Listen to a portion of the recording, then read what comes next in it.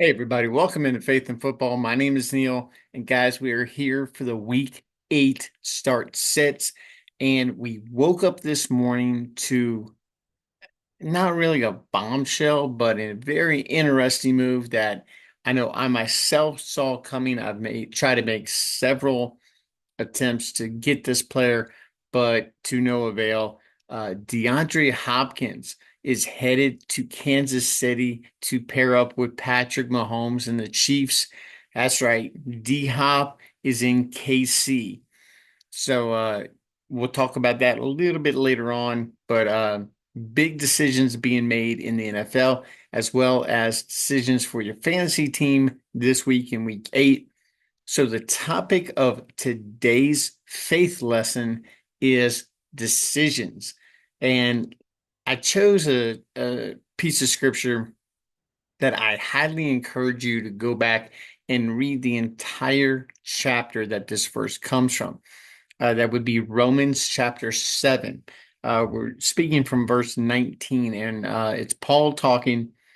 And the entire chapter, if you go read it, is the way that I see it, the way I envision this is, when you have those moments where you're talking to yourself and you're having this conversation in your head. It's like, well, do I do this or do I do that? And why can't I do this and why can't I do that? And I know I want to do this, but it feels better to do that. That's basically the chapter that he's talking, how he's talking the entire chapter. And the verse that I pulled was chapter 17, verse 19. I'm sorry, chapter 7, verse 19. And it reads like this: For I do not do the good I want to do, but the evil I do not want to do, this I keep on doing.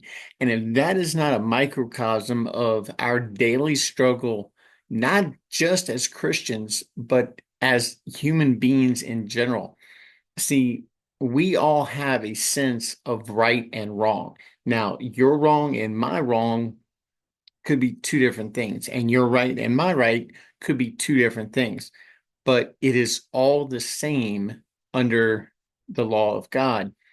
So if we are Christians, we have a different sense of what's right for us as Christians and what is wrong. See, the world will tell you that it's okay, when you're before you're married to have sex.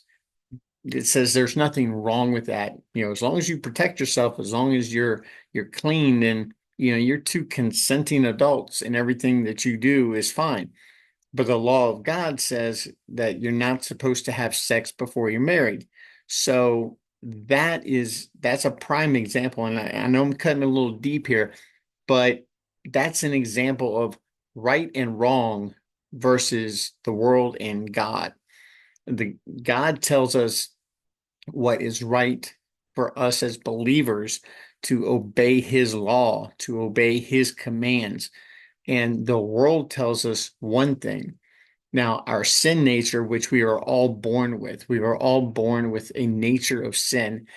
And this is what Paul touches on in this verse, that there are things that he wants to do that he knows is right, but the nature of his human flesh lean him to do something different, to do something which is evil. And I know when we say the word evil, we think, uh, dark and, horns on the head and the pitchfork and the pointy tail and all that kind of stuff. But that's not necessarily has to be on that level to be considered evil. It's if you see somebody broke down on the side of the road, you don't pull over and help them out when you know that you're mechanically inclined, or maybe you've got, a few bucks and you got time to take them to the gas station. Maybe they're out of gas. You don't know. But passing them up, that's the wrong thing. We're not supposed to do that. We're supposed to pull over and help out. Um, you know, the Bible tells us to love our neighbors as ourselves. And in that way, we are showing love to God. So even though you may not agree with people, you may have a different view that they do. Um, there's nothing wrong with still helping them out. We're all human beings in the end, and God came for all of us. Jesus Christ came to die on the cross for us all, regardless of what decisions we make. I mean, look through the Bible and you will find that there are so many people that were forced to make decisions and they didn't always make the right one. Just because you are considered a man of God or a follower of Christ doesn't mean that you always make the right decisions. I mean, okay, Moses, Peter, David, they all messed up. I mean, Moses killed a guy while he was trying to protect his own people. Now, he was called by God to protect, to call the Israelites out of bondage, and he was called to protect them from slavery. That's fine. He just went about it the wrong way. So that's how he wound up working for his future father-in-law, tending his flocks, because he was on the run because he knew he did something wrong. He did something for the right reasons, but in the wrong way. We look at Peter. I mean, look, Peter messed up a bunch of times. I mean, he chopped a guy's ear off that was trying to take Jesus. Now, that wasn't the right thing to do, but he did it in the right spirit, and that's not necessarily, he God didn't condemn him for that. He restored the ear of the soldier whose ear he cut off, but he didn't rebuke Peter for that. So he understood why Peter did that, but it wasn't the right time. And then when Peter had an opportunity to stand by Jesus, to fess up and go, yeah, I followed him. I was one of his disciples. He denied him 3 times. And God had already, or Jesus had already told him that he was going to do this. So, I mean, he still made that decision to lie and to not fess up to the fact that he was a disciple of Jesus Christ when he was asked point blank. So, that sinful nature, that human flesh that we all battle with, doesn't always lend us to make the right decisions at the right time.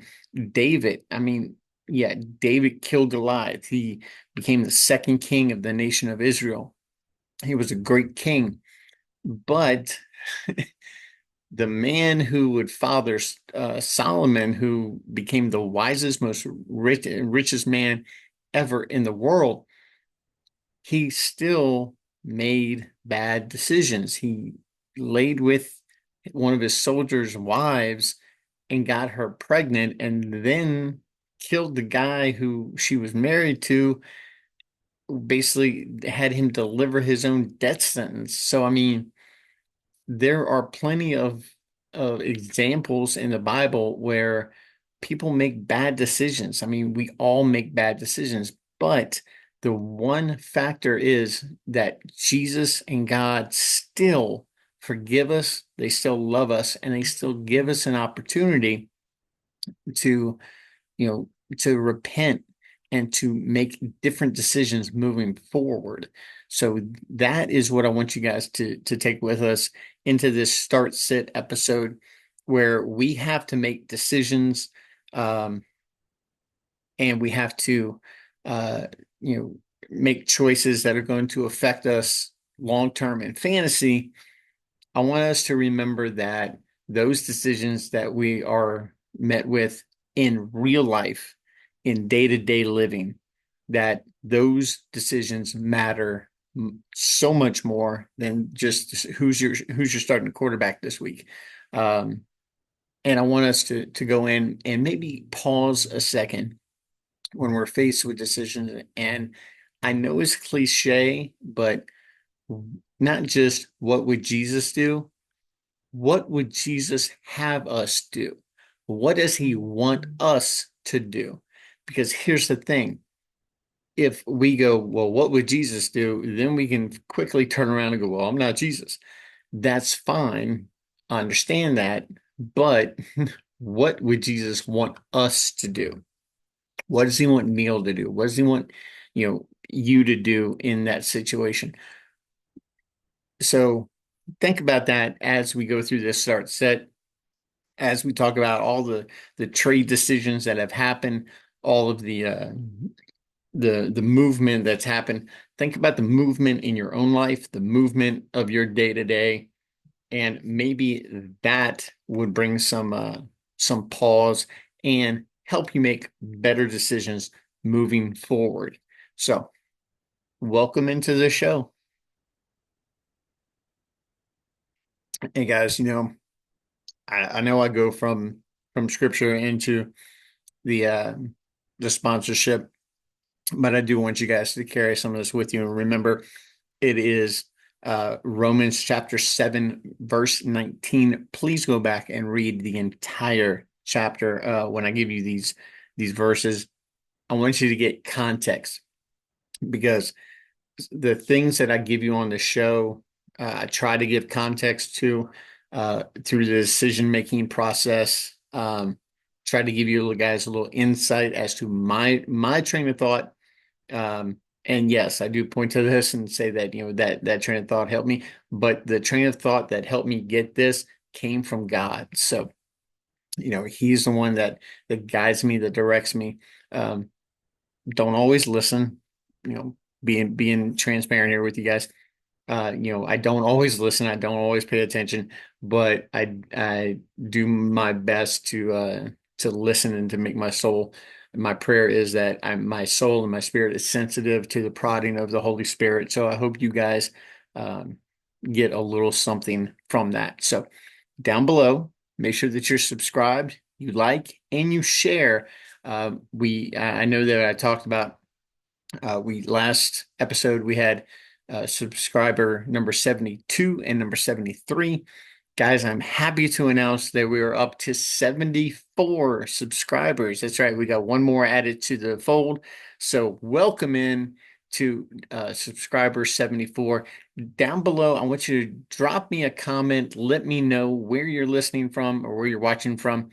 And any questions you might have, either fantasy related or not, I'd be more than happy to be in ear. I got a couple of big ones. And, they say that your nose and your ears never stop growing, so that's why older people have bigger ears. As you can tell by the gray hair, I am a little older. So that said, I did have a trade inquiry from a buddy of mine. I do want to share it here on the show. And before I do, special shout out to my nephew, Lawson. It's his first time playing fantasy football this year, and he is sitting at 6-1. Guys, give it up for Lawson. He is doing phenomenal. I'd spoken about him earlier in the year. He had a foot injury preventing him from playing soccer. So I'll say that contributing to his success in fantasy football was the fact that he's not too wound up in soccer. But hey, prayers go out to him. His foot is healed up for those who are wondering. So we're excited about that. He can go and practice and rehab and be even better going into spring ball. So whenever he gets playing on that, and he is if I'm not mistaken, a fourth degree junior black belt recipient. He is absolutely phenomenal. I'm so proud to be his uncle. So Lawson, congrats, buddy. I'm very proud of you. Um, so buddy mine that I used to play fantasy football with, used to work with, his name is Charles. He sent me this um, so he asked me if this trade was a good one. Somebody offered him Justin Jefferson for Nico Collins and James Cook.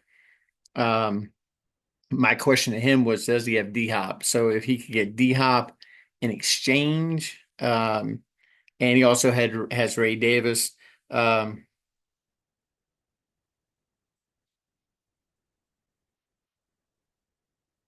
So he sent me some stuff. I'm gonna have to respond to him a little later. But my initial thought to him was just because it's JJ and the fact that James Cook seems to have fallen off a little bit with the emergence of Ray Davis, seeing how good he is.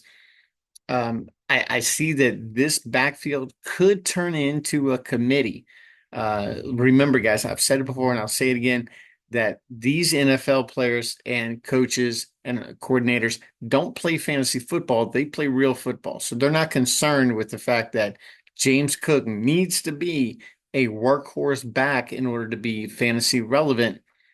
So if he's splitting time with Ray Davis and Ray Davis is more explosive than he is, then guess what? Ray Davis is going to be better for your fantasy team than James Cook is. I know that's saying a mouthful considering how good and dominant James Cook has been in the past, but I'm just calling it like I see it right now, guys.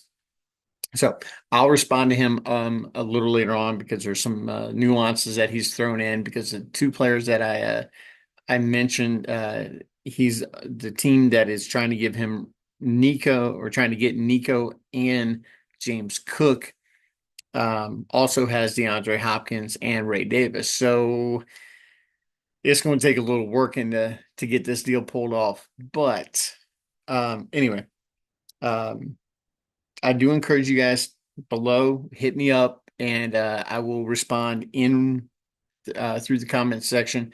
If I'm not doing another show prior to you needing an answer, so keep an eye out for that. But let's get into some news that has been happening. I mentioned earlier that D Hop is now with the Chiefs. That's a big one. Be on the lookout for a few more moves. What I'm hearing is possibly Deontay Johnson from Carolina or Adam Thielen could be moved, as well as one of, if not multiple, receivers from Houston. People have been kicking the tires on John Mechie. Um, they're also looking at the big three in Tank and Stefan and Nico. So, see, here's the thing. If it wasn't for CJ Stroud's fondness of Tank Dell, I would say that they would be more interested in moving on from Tank Dell considering his production this year. So I don't see Tank being moved. So that would be up to Stefan and Nico. Now, I don't see them moving on from Nico.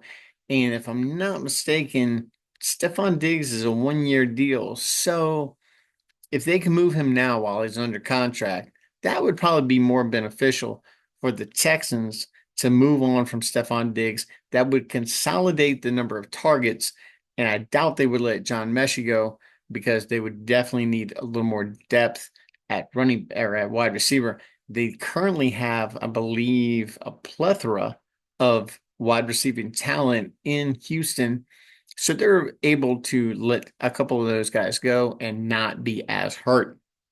Also, there has been multiple reports, not just rumors, but full-on reports that the Rams are shopping Cooper Kupp as a trade deadline target for other teams. They're asking for a second round pick, and they're willing to eat some of the salary from Cooper Kupp. So Cooper Kupp could no longer be with his breakfast BFF, Matthew Stafford, in LA.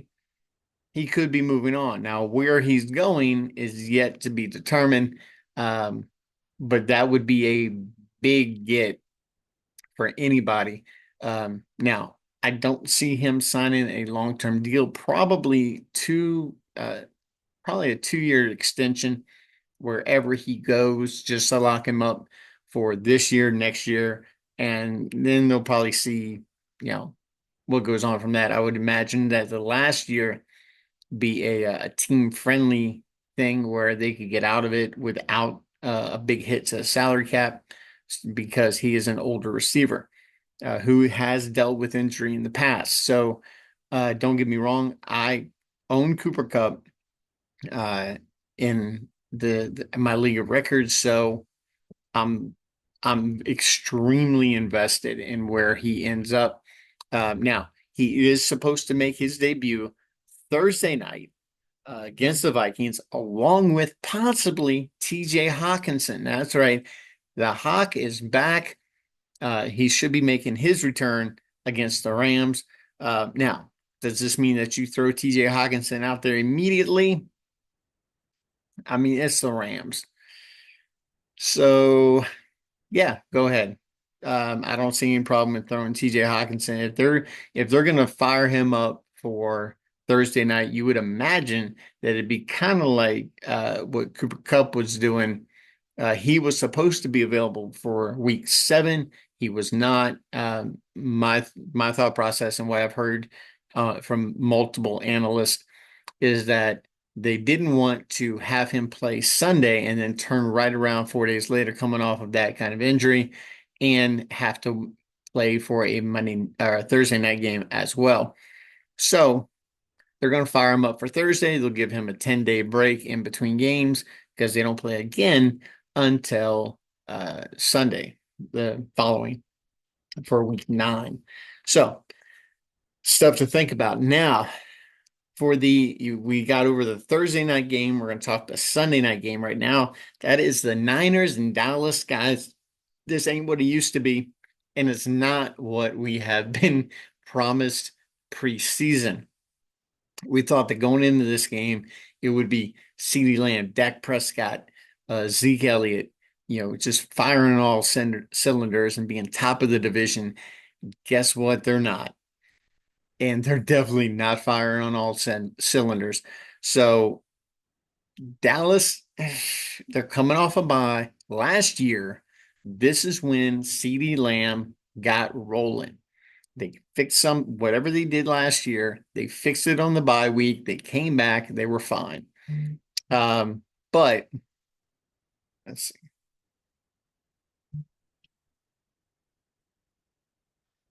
Okay, so this is the thing about doing a show midday, as I am. You can see the sunlight peeking through the window behind me. And real quick, special shout out to my boy, Hall of Famer Darrell Green, having his jersey retired by Washington. It was about time. This was my boy growing up. I actually got the privilege of meeting him while I worked for the Ritz-Carlton in Washington and Georgetown. Um, Fabulous man, man of God. Um, he's made no secret throughout his career that he is a follower of Christ. So Darrell, happy for you, man. Yeah, I get a little emotional about it. Darrell, my former Redskin uh, player, he played the game the way it was supposed to be played.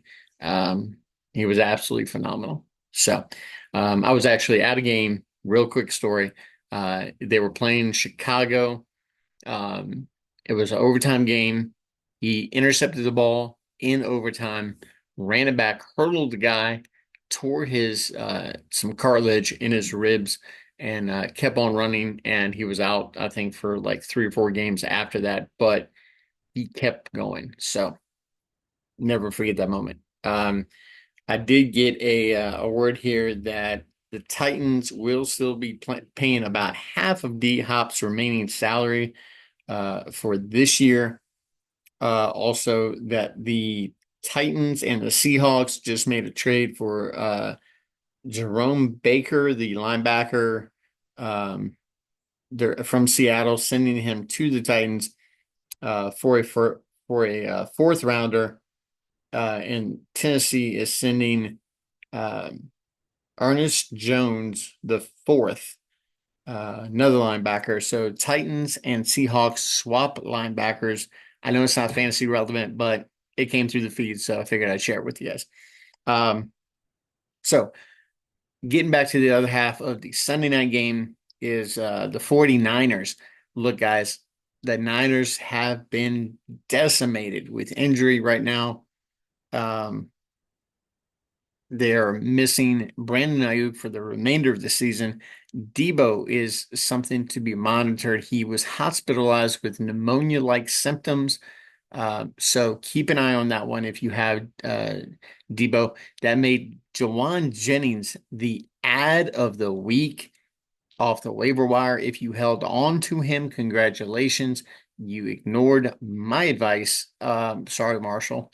Um, so Jawan Jennings now gets thrust back into prominence as a wide receiver in fantasy for the Niners, going up against Dallas. Now, Dallas has been lax in its defense, to say the least, both running and passing, more so on the run end of it. So I'm looking for my boy Jordan Mason to have a big game this week, and then hopefully I can trade him on the buy. We'll see. Jordan Mason is a conundrum, wrapped in an enigma. If you guys know the movie I'm referencing, then you know the rest. But anyway, um, so Jordan Mason should have a big game against Dallas. Brock Purdy and George Kittle should hook up as well. So if you've got Kittle, fire him up. Um, Now, I know he's dealing with a foot injury, so make sure you're keeping an eye on that. But the sneaky start this week in this game is Ricky Pearsall. Look, Ricky Pearsall, I've mentioned it before on last show. He was the guy who was involved in a robbery, shot through the chest, no vital injuries, bullet went through and through. So, praise God for that he was not seriously injured or even killed in that exchange. So, he is back with the Niners, made his debut last week. This week, he gets to go up against Dallas. And as the number two, this guy could be something special. So if you've got Ricky Pearsall, then if you're a little thin at running back or at wide receiver, fire him up for your flex, and make sure that he is in your flex because he is a Sunday night game. So remember, Sunday night and the game that we're about to talk about, Monday night, make sure that those players are in your flex positions and that anybody playing Thursday night is in their positional spots. That way, it gives you more flexibility in case anything happens to your other players between now and game time. So, Niners, Cowboys starting for Sunday night should be a very popular game to watch, to stream, however you're watching your NFL this year. Now, the Monday night game is Giants and Steelers. This one could get ugly. Um, the Steelers starting Russ Wilson over Justin Fields, and then Daniel Jones, still starting for for the Giants. Um, there's been rumor about him being benched, seeing what they have behind him. Um, so keep an eye out for that. Now, Darius Slayton, the wide receiver who kind of stepped into the Malik Neighbors role while he was out with a concussion, going through concussion protocol. He is also somebody who's on the trade block. So that's one of the players that's been rumored as well to be traded. So keep an eye out for that. Um, he has shown massive improvement through what we thought he was in the absence of Malik Neighbors. So let's see if he can capitalize on that. Also going into this game, Wan'Dale Robinson, who has just been a PPR machine, soaking up all kinds of short range targets. Nothing really deep, but this guy's getting peppered with targets left and right. It's crazy with or without Malik Neighbors.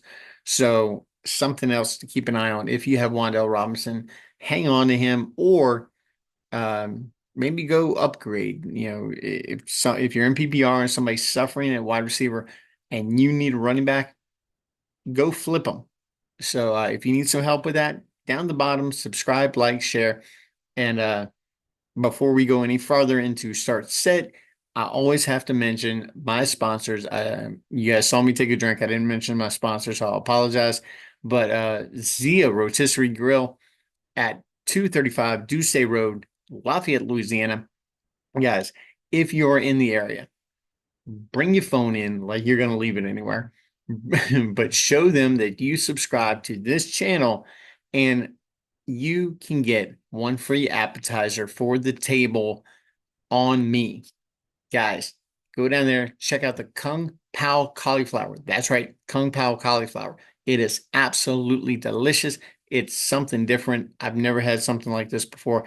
If you enjoy Chinese, you're gonna love this. Now, Zia is not a Chinese restaurant, but they do have influences from all over.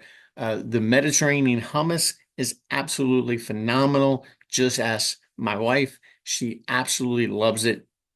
Also, the Thai ribs is another appetizer that you can get on me. So if you want to take the ribs for a spin before you commit to getting them as your entree, look, go ahead. Maybe you got a couple people with you.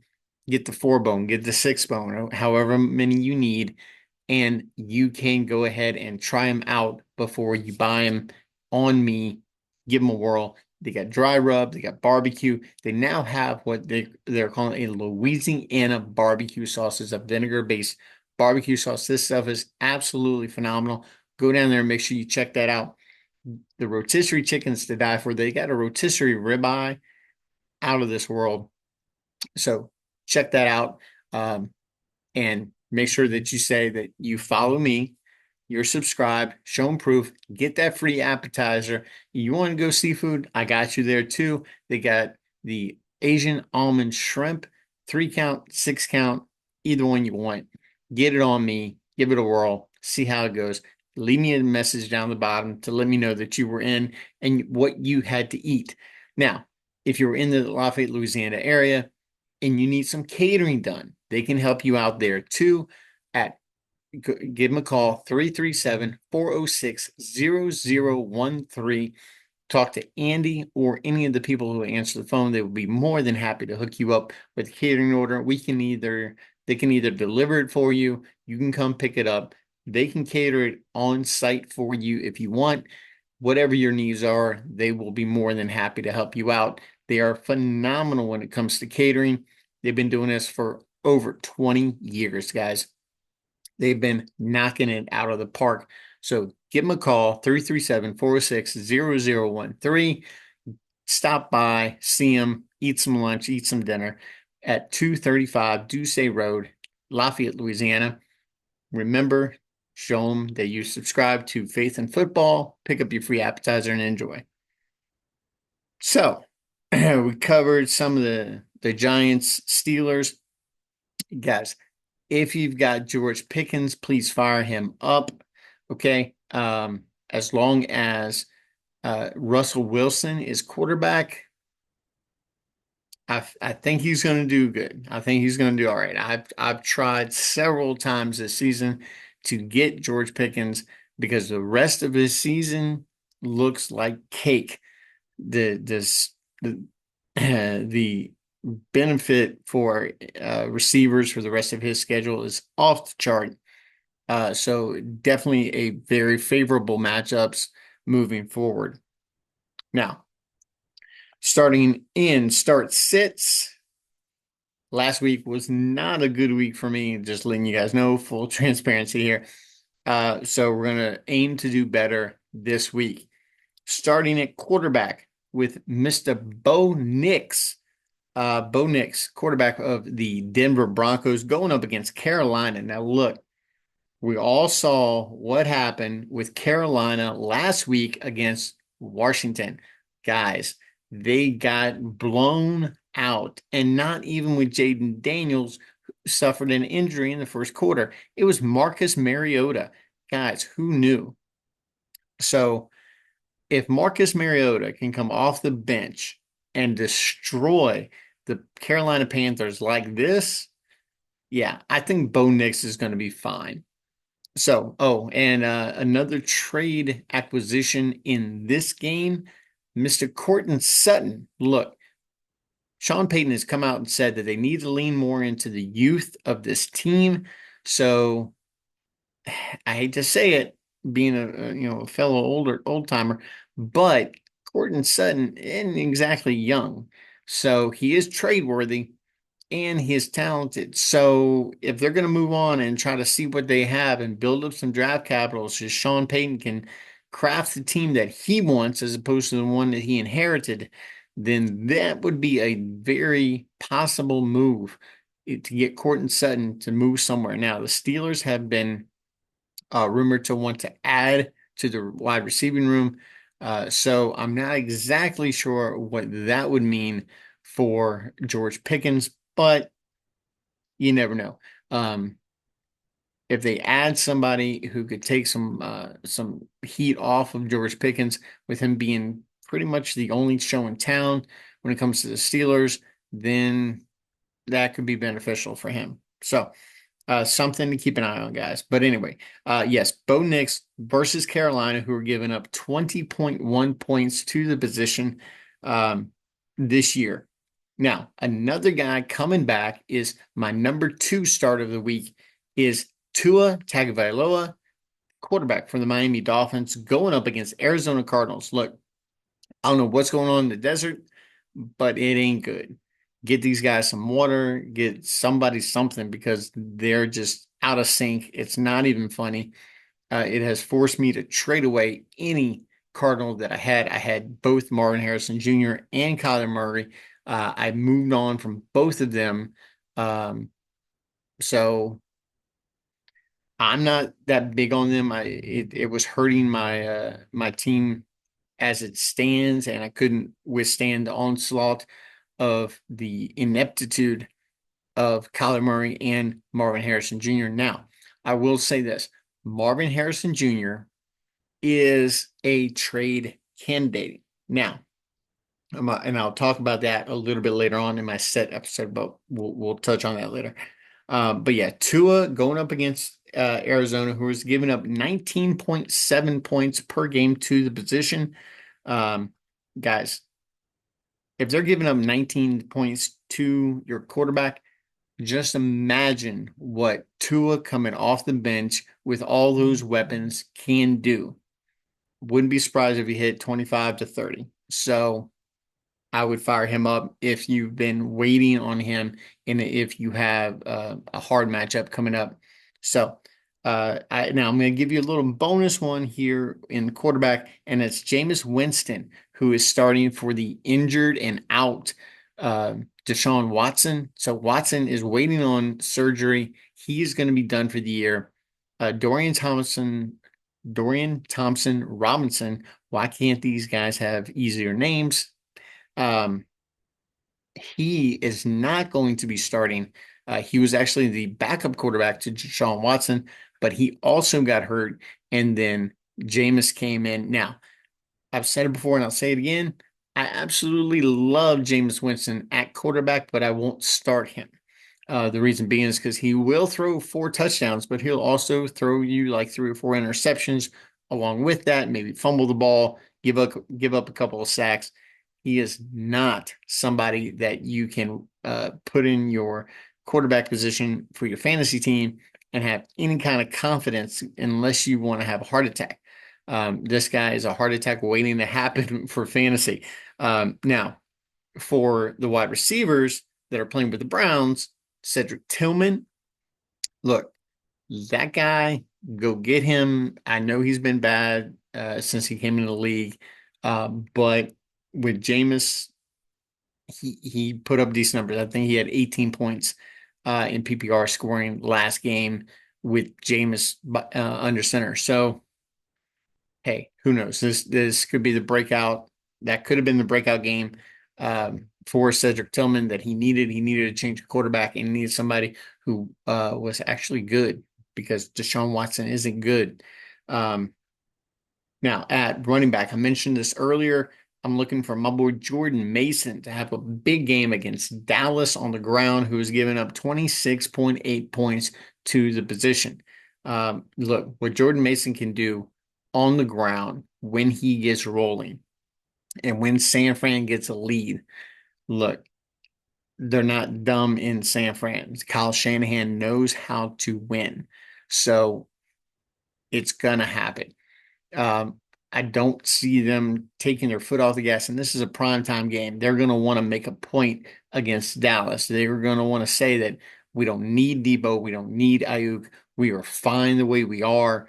And we can beat this Dallas team who is struggling on defense. Another team who is struggling, like they're driving the struggle bus. Um, and that is the New Orleans Saints. That's why I'm starting J.K. Dobbins over the New Orleans Saints, who are giving up 25.9 points to the position on the year. Guys, they have not been good. These last couple of games, I think the defense thought that the game was in Tampa Bay when they were playing the Bucks. That was just a bad, bad game a couple of weeks ago with the Saints and the Bucks. But look, fire up J.K. Dobbins. He is the only running back in town right now.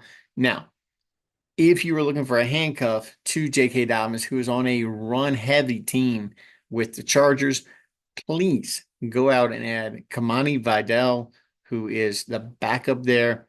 I don't see an injured Gus Edwards taking that spot. So if you have space on your roster, I know it's a stretch, but with the injuries and if you have an IR spot that you can clear up one spot on your roster, go ahead and get Kamani Vidal if you have the space to do so. Now, at wide receiver, you guys know how I hate blanket statements and how I hate blanket uh, commentary or analyzing, but I can't help it with this one. It is the Jags who were giving up 34.7 points to the wide receiver position. So basically, pick a wide receiver for Green Bay and roll with them, whether that be Romeo Doubs, Dontavian Wicks, or the main guy, Jayden Reed. Now, if you have Jayden Reed, of course you're starting him. You're probably having a choice to be made between Romeo Doubs and Dontavian Wicks and some other wide receiver. Now, if they have a better matchup than the Jags, by all means, but I really don't see how 20s, what did I say, 34.7 points to the position. Guys, that is phenomenal. So by all means, pick a receiver for the Green Bay Packers and roll them out.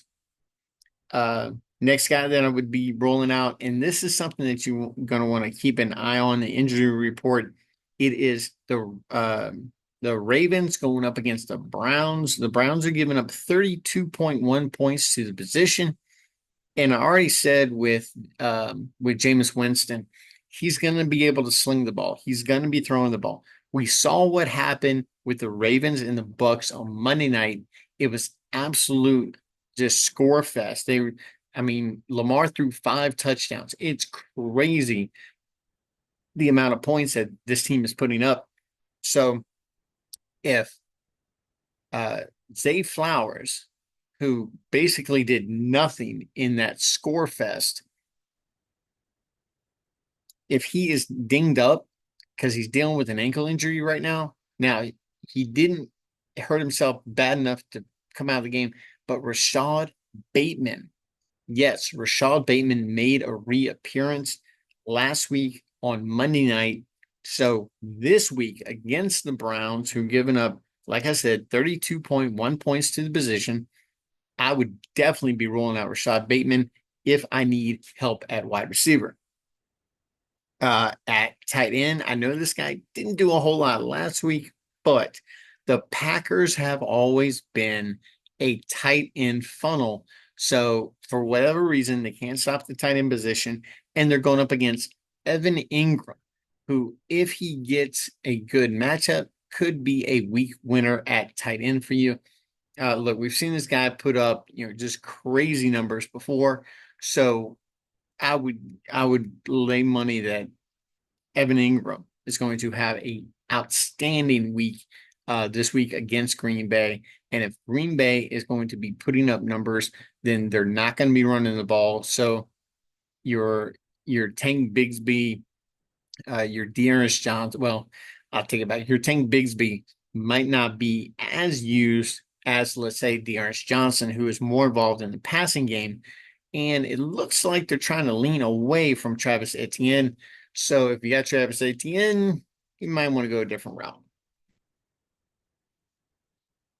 Speaking of going a different route, I'll send you guys down this route. 627 Lafayette Street. And if you've watched the show any amount of time, you know that is my sweetest sponsor of the show, Keller's Bakery in Youngsville. If you're in the area, make sure you go stop by 627 Lafayette Street.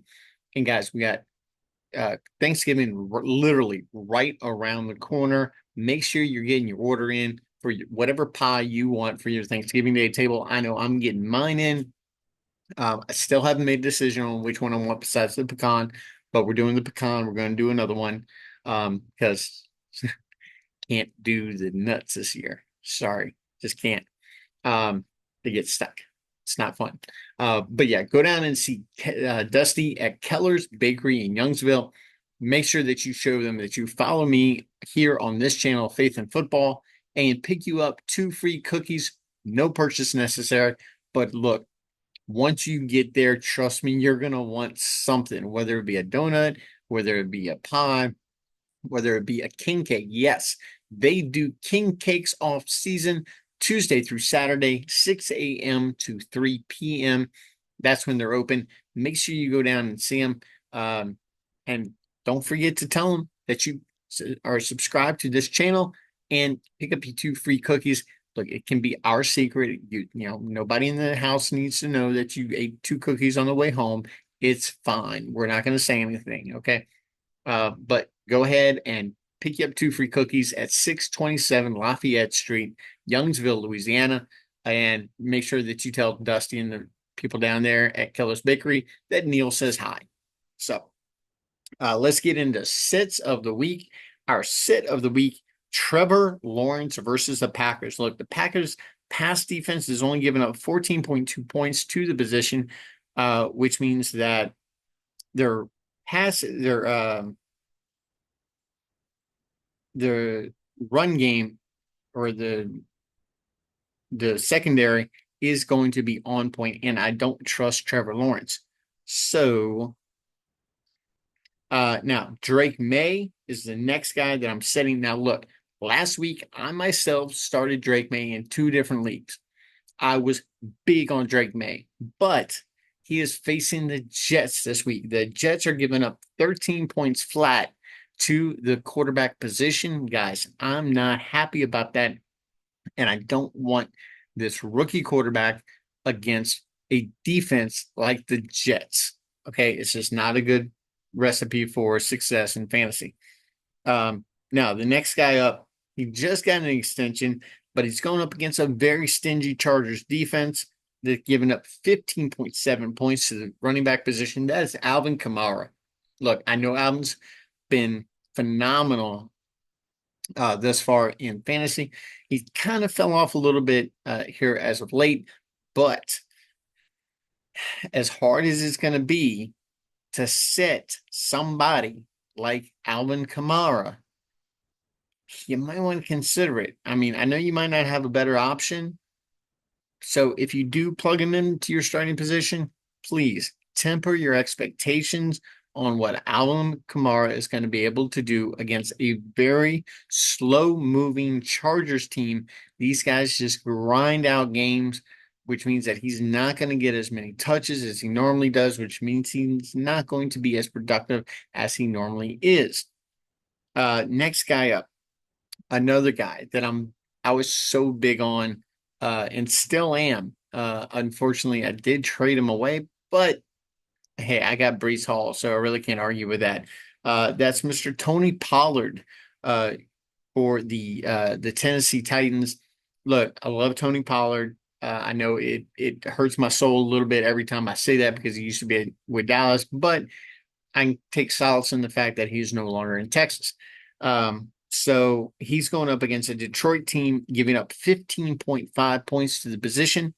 So temper your expectations about Tony Pollard because they get behind, they're going to be chucking the ball and they're going to be doing it a lot. Now they just got rid of D-Hop, so their concentration targets is going to be to Calvin Ridley. So if you got Calvin Ridley, then you can probably go ahead and plug him in against a Detroit team that I'm sure is going to be able to put up a ton of points. So they're probably going to be playing from behind the majority of the game. Next up, Terry McLaurin versus Chicago. Look, Chicago's only given up 22.4 points to the wide receiver position. And I know that sounds like a lot, but when you divide that by three, you're looking at less than 10 points per receiver because most teams roll out three receivers. So if you're rolling out three receivers and you're only able to get 22 points collectively to the position, that's not good. So Terry McLaurin, sit him down. Look, it's Marcus Mariota at quarterback. This isn't the Carolina Panthers last week. So this is Chicago. Chicago is a very good pass defense. You can run on them. So if you've got Austin Ekeler, if you've got uh, Brian Robinson Jr., fire them up by all means. You're going to be able to run all over Chicago. What? Cannot pass on Chicago. So if you got a better option than Terry McLaurin, and you probably do, because Terry has been kind of middle of the road as of late throughout the season, actually. But I would definitely sit Terry if you have a better option at wide receiver. Now, both of these guys should be trade. I'm giving you three at the sit position for wide receiver. These guys, after their collective bye week on week 11, should be trade for candidates because the rest of season after their bye opens up for wide receiver. That's going to be Diontae Johnson versus Denver, who's given up 19.8 points to the position, and Marvin Harrison Jr. versus Miami, who's given up only 18.8 points. So we just keep going down, guys. Those are two players that I would definitely sit this week in week 8. Week 9 and 10, they still don't have any decent matchups. Then week 11, they have their bye. So you're going to be looking at owners who are probably going to be disappointed with Marvin Harrison Jr. and with Diontae Johnson. So both of those guys, if you can go ahead and offer something for them, you might be able to get them on the cheap for your lineup. Now, I myself am a little loaded at wide receiver, so I don't see myself making moves for these guys, but you never know, especially if the owners aren't watching. So now the guys that I play with, hopefully they watch. Hopefully the guys who own these players don't. But anyway, we shall see. But yeah, like I said, Diontae Johnson and Marvin Harrison both have week 11 buys. Now remember, week 12 is the apocalypse along with week 14, where you have six teams on bye those weeks. So make sure that you're making preparation for that. I myself am going to be losing Bijan and Breece on week 12, and it's going to be a rough matchup. So I'm trying to make moves now in week 9 to make sure that I am secure for week 12. Guys, remember, you got to play chess, not checkers, if you want to win in fantasy football. So, tight end sets Sam Laporta versus Tennessee, who's given up 4.5 points in position, guys. That's bad. I don't have to tell you guys that if I'm getting 4 points out of my tight end, I'm not happy. Okay, that's like 2 catches and some yardage. That's it in PPR. The next guy, Mark Andrews. Now, I know Andrews had a couple of big catches in the red zone this past week against Tampa, but he's going up against the Browns. Guys, this is always a knockdown, drag out AFC North battle.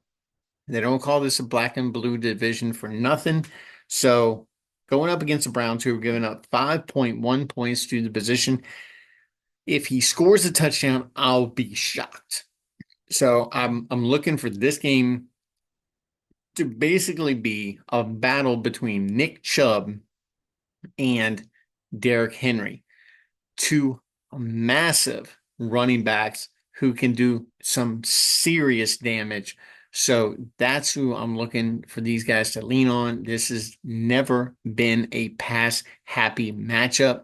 This has always been a smash you in your face type matchup between the Browns and the Ravens, who do not like each other, who have a ton of history. So if you think I'm joking, watch the game, and I will guarantee you that they're going to do some kind of pregame, walk back memory lane about how bad this matchup is as far as just smash mouth, you know, old school football. So something to keep an eye on. Um, Remember, I know Evan Ingram is probably rostered. Check your waiver wire to see who is available out there for possible pickup and play for a tight end. If you need help, remember down below, subscribe, like, share, drop me a comment, ask me a question. I'll be more than happy to help you out with that. Now, somebody else who's going to be more than happy to help you out with your choices of dinner, maybe after a long day at work, is Amis Grocery at 603 Jefferson Street inside of Gordon Square in Lafayette, Louisiana.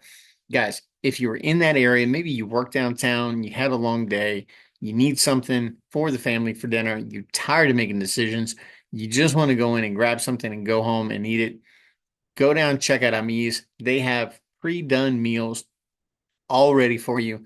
Go down there, check them out. They have over 200 local items from over 50 local vendors. I myself am included. That's where they get the farm fresh eggs from. Now, also check out the Wagyu beef jerky. It is absolutely phenomenal. Go down there, check it out. And if you got a sweet tooth like I do, just because I got the dentures now doesn't mean I've laid off the candy, guys. The freeze dried candy is absolute phenomenal. It's out of this world, and it's local. So help support the local community, help support the local economy, and get you down to Amis Grocery at 603 Jefferson Street inside of Gordon Square. And if you find yourself downtown around lunchtime, maybe you don't want to deal with the hustle and bustle of going into a restaurant. Go down there and check out what they got cooking at Amis. Their menu changes daily. Yesterday was Tuesday. I know they do Taco Tuesday. They have an outstanding walking taco bowl that they sell. So go down there, check them out, and pick you up something to chow down on there, as well as something to take home for the family. So that's it for the start set for week 8. Guys, I'll see you back here for the injury updates, and hopefully it's a shorter show than it has been in the past. That means that there weren't that many injuries to talk about. Hopefully we have a little more trading to talk about, and we can concentrate on that. But if you have questions going into week 8, guys, I'm not going to be here until week 9. So down below, drop me a comment, ask me a question. Make sure you subscribe, like, and share. And we'll see you back here next time on Faith and Football. And I want you guys to remember 2 things as always. One, football is good, but God is greater. And we'll see you guys back next time on Faith and Football. Take care. God bless.